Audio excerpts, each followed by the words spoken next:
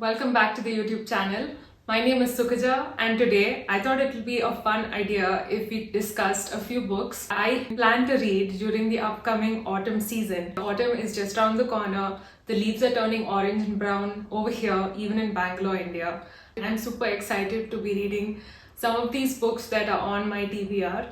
So today I'm going to show you 7 books that I think are very suitable, cozy autumnal reads that you can spend a lot of time sitting by a nice fireplace reading. Grab a cup of tea and let's get into it. The first book on my autumn TBR is The Dust Never Settles by Karina, Lickorish, Quinn, and that is such a fabulous pseudonym. I have to mention that. You can see the beautiful yellow hues of the butterflies on the cover, which just make this look absolutely autumnal. Also, a quick thank you to HarperCollins India for sending me this book as a review copy. This book is basically about Anais, who is our main character. She is well settled in London, United Kingdom, and she has been living there for quite some time. She originally grew up in Peru, in Lima, and that is where her childhood was spent. She will need to go back and visit Lima, Peru, because there is a yellow house, which is the name of her ancestral home. And the house is supposedly filled with specters of her past, what is described as an uneasy homecoming. So the narrator will have to go back and confront secrets about her past that she doesn't know much about. And the house is probably haunted from what I'm gathering. So I just love myself a haunted house story, especially for the autumn months. So I'm really looking forward to reading this and learning a bit about Peruvian culture as well as identity, since our author is living in London. And I also think that there's going to be references to the Incan Empire, because that's something that's mentioned in the blurb as well.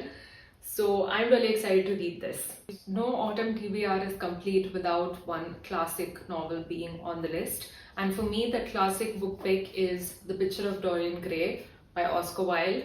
Now, first of all, can we take a minute to admire this beautiful cover that is, I think, a penguin cloth-bound classic that I was able to acquire for my collection. This book that was written in the 19th century, I think around 1891 to be exact. It's a philosophical novel, but it's also a gothic classic piece of fiction. I just love myself a good classic gothic tale, right?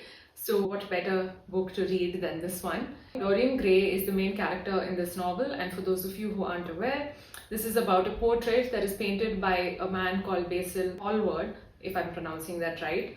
So Dorian hires him to paint a portrait, and he exchanges his soul in return for immortality in the form of being preserved as a picture. So Dorian Gray gets himself painted, and the portrait is a magical portrait in that all the sins that Dorian has ever committed in his life will be recorded in that portrait. However, Dorian will remain young and look youthful throughout his life, never aging. So this is about beauty and how art and beauty are perhaps some of the most important things, according to the writer, in life. So it's about aesthetics. It's been on my bookshelf for the longest time. I've already started reading it, but I'm probably gonna read it from the beginning. This is a book that I'm really looking forward to reading. If you've already read it, I would love to know what your thoughts and feelings are about the book. Leave a comment down below and let me know. No autumn TBR is complete without a slice of life, cozy, heartwarming read. And I have just the book that will likely feel like a warm hug for many of you readers out there. As you cozy up this autumn, sipping your cup of hot chocolate, I think the perfect book to read, and one that I would be reading as well, is The Cat Who Saved Books. This is written by Sosuke Natsukawa in the Japanese and is translated by Louise Heel Kawai into English. Now this book is very special to me because I purchased this from a bookshop that was about to close. Books Actually is the name of the bookshop, and I purchased it on my last visit to Singapore.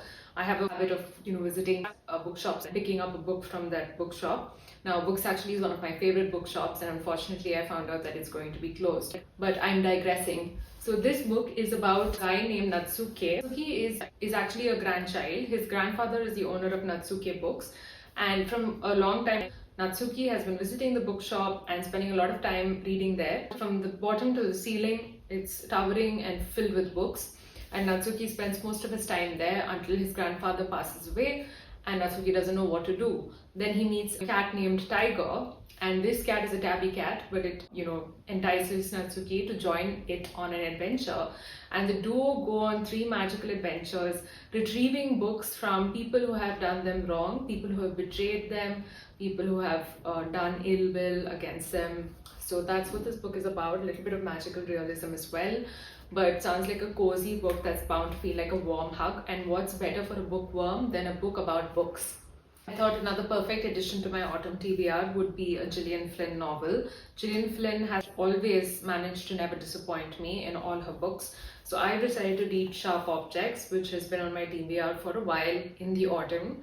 Now, this book is about Camille Preaker. I don't know if I'm pronouncing her second name right, but she is a reporter and she has been given a very unusual assignment.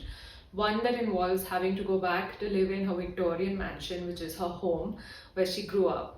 And she's going to have to live with a hypochondriac mother and also her 13-year-old little sister, who's very beautiful, but who she hasn't spent some time in for quite a while, because our main character, Camille Preaker, was spending a lot of time in a psych hospital or a psych ward prior to this assignment being given to her.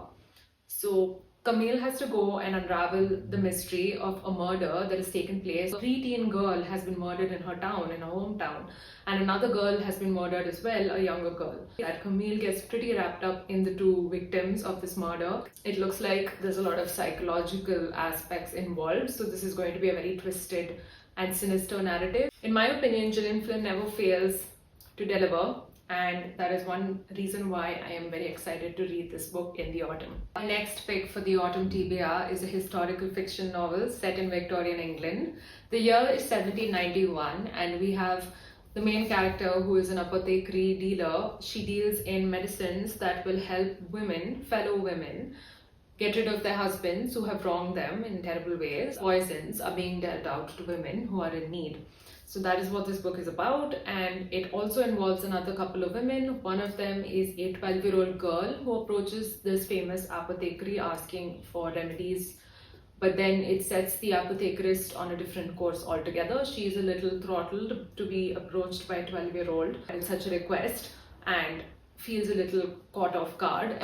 It turns out that there is another woman who is a historian, a budding historian, who ends up crossing paths with these 2 women. She comes to know that there is a series of murders called the Apothecary murders, and the historian has a clue and hunch as to who could possibly be behind these murders. So murder mystery set in Victorian England, and women helping women, and also the lives of 3 women and how all of them get entangled in a narrative where not all of them will survive. So that is what the book says, and it sounds absolutely intriguing. Another cool thing is that the apothecary has a couple of rules. One is that any person who has taken the medicine must not use that medicine against fellow women. And the second rule is that if they do commit a murder, the victim and the murder names have to be registered in the apothecary register, or something along those lines. So I find all of that really interesting. This debut novel received a lot of critical acclaim, and this is by Sarah Penner, and I'm really excited to read this one. My next pick for the autumn season would be House of Leaves by Mark Z. Danielewski. So he's an American writer who published this novel in 2000, and it is his debut novel. Now, this novel has been intriguing a bunch of readers ever since, and I happened to stumble upon this as well and decided to give this a go. This is actually metafiction in that this is a novel within a novel. This is a fictional documentary that's inside this novel, and is actually a film documentary presented as the Davidson record. It's written in an epistolary kind of format as well, so lots of letters. But at the same time, this is purposefully a novel that's difficult to traverse, is what I've heard about it, and it's going to require that the reader make some effort in order to read it.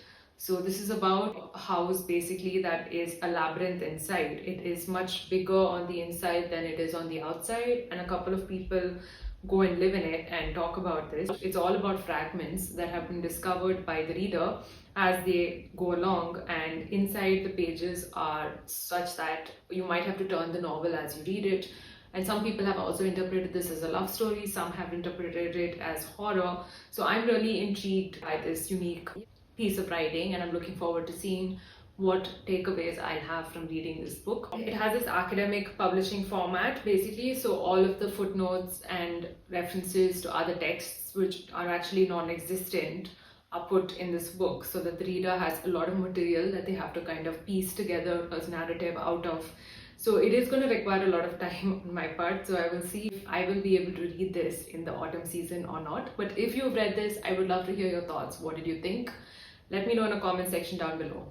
And my final pick for the upcoming autumn season is another book by Sarah Penner. This book is called London Seance Society. And of course, such a title is bound to have enticed me because I am somebody who has majored in 19th century American writing on death. So I've always been intrigued by things like seances, all of that stuff that happened back in the day. This book is about a woman who is living in Paris. She's a medium and she spends her days being grieving widows and also the police to kind of solve murders, because she has the ability to contact murder victims on the other side through her seances. The year is 1873, and that's when Wilde, who is our medium, is busy doing her work, while another woman named Lena has come in search of a will, because Lena wants to come to terms with her sister's death, but she is a very logical person and not somebody who believes in seances and all that hula blah. So she takes a while to get accustomed to seances and the idea of vaudeville, but then she becomes her understudy. So it gets pretty interesting, and the two women have to team up in order to solve murders. They team up against powerful men in London's exclusive seance society to solve this mystery and get entangled basically. It's full of allure, suspense, and it's also a mystery and a whodunit. So something slightly different from Sarah Penner. So I'm really looking forward to reading this as well. I will hopefully report back on all these books and talk to you about which ones I liked the best. But in the meantime, I hope you like this video. I would be excited to know what are the books that you are planning to read in the autumn season. If you like this video, this is your call to action. Please hit subscribe and subscribe to my YouTube channel. Thank you so much for watching this video. I will be back with more content very soon. In the meantime, stay safe, stay sane, happy reading. Bye.